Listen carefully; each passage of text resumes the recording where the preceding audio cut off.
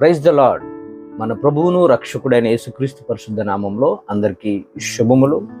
ఈరోజు దేవుడు మనతో మాట్లాడుతున్న మాటను ధ్యానించే ముందుగా చిన్న ప్రార్థన చేసుకుందాం. తలవంచినట్లయితే, మహాగణుడ పరిశుద్ధుడైన మా తండ్రి, సకల ఆశీర్వాదములకు సమస్త దేవుళ్లకు కారణభూతుడా, ఈరోజు నాయన ప్రభా, నీ మాట ద్వారా మమ్మల్ని అందరినీ తృప్తిపరచమని, నీ వాక్కుతో మమ్మల్ని పోషించమని యేసు నామములో ప్రార్థించి వేడుకుంటున్నాం మా యెహోవా తండ్రి, ఆమేన్. ఈరోజు దేవుడు భక్తుడైన ఇర్మియా ద్వారా మనకు తెలియపరుస్తున్నటువంటి మాట, ఇర్మియా గ్రంథము 2వ అధ్యాయము 13వ వచనాన్ని మనం ధ్యానించినట్లయితే, నా జనులు 2 నేరములు చేసి ఉన్నారు, జీవజల ఊటనైన నన్ను విడిచి ఉన్నారు. ఇక్కడ దేవుడు ఆయన యొక్క భక్తుల ద్వారా మాట్లాడుతున్న మాట ఏంటంటే, తమ కొరకు వాళ్ళు ఏం చేస్తారంట, తొట్లను అనగా నీళ్లు నిలవని తొట్లను తొలిపించుకుంటున్నారట. ఈ యొక్క వాక్యంలో నా జనులు 2 నేరాలు చేస్తున్నారు. ఒకటి ఏంటంటే, జీవజల ఊటనైన నన్ను విడిచి, రెండవదిగా వాళ్ళు చేసినది ఏంటంటే, నీళ్లు నిలవని తొట్లను వారి కొరకు తొలిపించుకుని ఉన్నారని. ఆనాడు ఇశ్రాయేలీలైనప్పటికీ కూడా, ఈనాడు మనమైనప్పటికీ కూడా ఏం చేస్తున్నామంటే, దేవుని నమ్ముకుంటున్నాం, కాదనట్లేదు, కానీ ఎక్కడో కాస్త మనకి కొడుతుంది.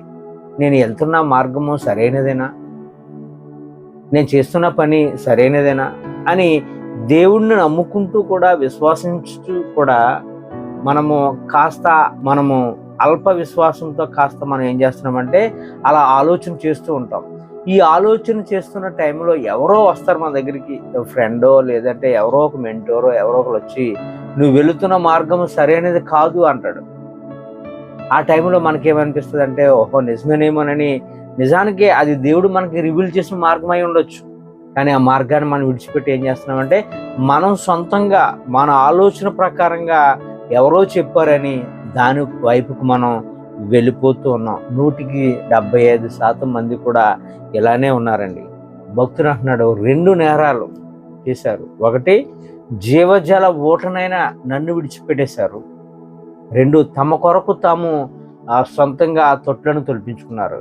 తమ కొరకు నీళ్లు నిలవని తొట్లు ఎన్ని తవ్వించుకుంటే సుఖమే ఉంది, అందులో ఒక్క చుక్క కూడా నీరు లేకపోతే వేస్ట్ కదా. కానీ ఈరోజు దేవుడు మన అందరితో మాట్లాడుతున్న మాట ఏంటంటే, దేవునికి మన నుండి ఇష్టం లేని కార్యాలు 2 ఖచ్చితంగా ఉన్నాయండి. ఒకటి, వ్యభిచార తలంపులు, వ్యభిచార క్రియలు చేసేవారంటే అసహ్యం ఆయనకి. రెండవదిగా దేవునికి అసహ్యమైనది విగ్రహారాధన చేసేవారంటే. చాలా మంది విగ్రహారాధన అంటే విగ్రహాలను పెట్టి పూజించడమే కాదు, వారి హృదయంలో ఏదో ఒక విగ్రహాన్ని పెట్టేసుకుంటారు. అది బాయ్ ఫ్రెండ్ అనే విగ్రహం కావచ్చు, లేదంటే చాలా మంది ఎక్కువగా వ్యక్తులను ప్రేమించేస్తూ ఉంటారు.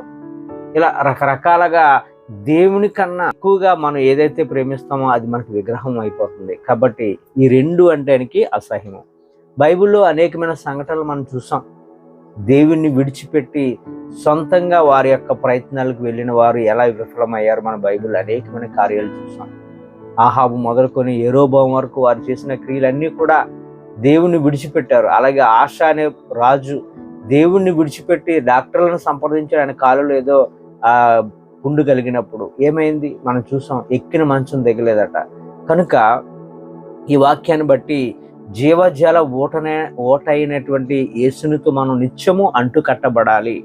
ఆయన జీవము మనలో ఎప్పుడు నిలుస్తూ ఉండాలి, అది మనలో ఉబుకుతూ ఉండాలి. సువార్త 15:5 ఉంటది, ఎవడు నా యందు నిలిచి ఉండనో నేను వాని యందు నిలిచి ఉందును, వాడు బహుగా ఫలించును, నాకు వేరుగా ఉండి మీరు ఏమీ చేయలేరని.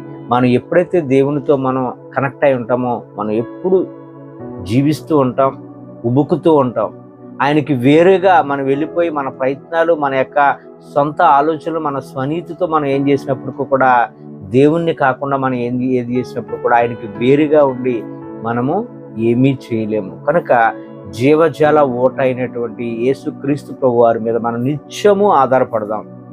అది ఎంత సమస్య అయినప్పుడు కూడా, అది గడ్డు సమస్య అయినప్పటికీ కూడా, ప్రభువే మన మార్గము, ప్రభువే మన సత్యము, ప్రభువే మన జీవము. ఈ కొద్ది మాటలు దేవుడు మనందరి జీవితంలో నెరవేర్చును గాక. ఆమేన్. God bless you.